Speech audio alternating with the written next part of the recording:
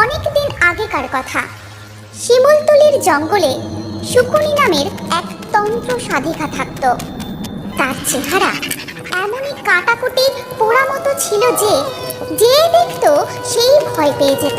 জঙ্গল থেকে প্রায় কোনো না কোনো মেয়ে পাখি ধরে আনতো এবং তাদের বলি দিত।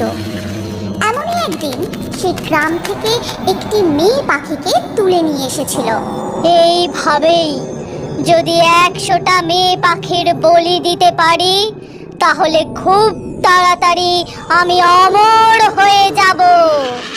না না, এরকম করো না, আমাকে ছেড়ে দাও। চুপ কর ছেনা পাখি, অমর তো আমি হবই, কিন্তু আফসোস তুই সেটা দেখার জন্য আর বেঁচে থাকবি না। এই কথা বলার পরে তন্ত্রসাধিকা শকুনি ওই পাখির বলি দিয়ে দেয় এবং তার হৃৎপিণ্ড বার করে খেয়ে নেয়। কিন্তু সেই পাখিটার গলা কাটা দেহ জঙ্গলের পাখিরা দেখতে পায়। এরপর থেকে সকল পাখি শকুনির উপর নজর রাখতে থাকে এবং সে আবারও একটি মেয়ে পাখি ধরে নিয়ে আসে ও নিজের বাসায় বন্দি করে রাখে।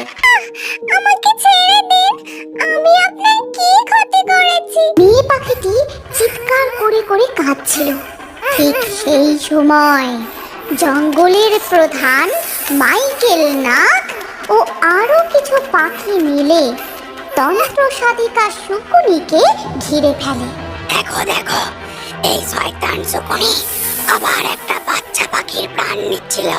এইভাবে কতজন বাচ্চাকে মেরে ফেলেছে। ওকে ওর শাস্তি পেতেই হবে, ওকেও মরতে হবে।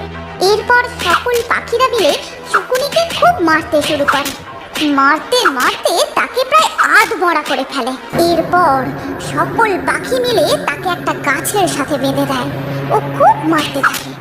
তারপর তার গায়ে আগুন লাগিয়ে দেয়। আমি কাউকে ছেড়ে দেব না। তোমাদের সবার কি মনে হয় আমায় মেরে ফেলে তোমরা বেঁচে যাবে? আমি আসব, আমি কোথাও যাব না, আমি এর বদলা নেব।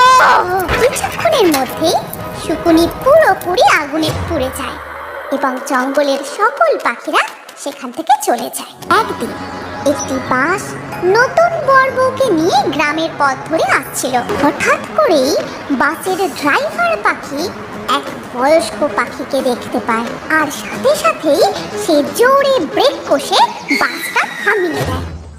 আরে ড্রাইভার, এইভাবে কেউ বাস দাঁড় করায়? আমি তো পরেই যেতাম। আরে আমি রাস্তার সামনে কাউকে দেখতে পেলাম, তাই তো গাড়িটা দাঁড় করালাম। ড্রাইভার পাখি নিচে নেবে এদিকে ওদিকে দেখতে থাকলো।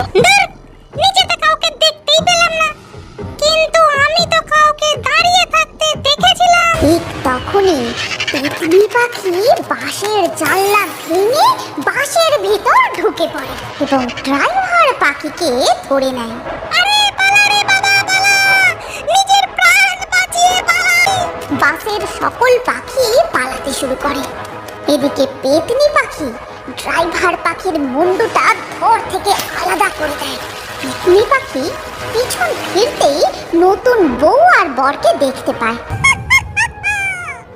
যুবতী পাখি, সেইবার একটা মেয়ে পাখির জন্য আমার বলি অসম্পূর্ণ থেকে গিয়েছিল। এবার আমি সেটাকে পূরণ করব। এই কথা বলে সেই পেতনি পাখি নতুন বউ পাখিকে ধরতে যায় এবং তাকে বাঁচাতে তার স্বামী সামনে চলে আসে। এই পেতনি পাখি, আমার বউকে ছেড়ে দে বলছি।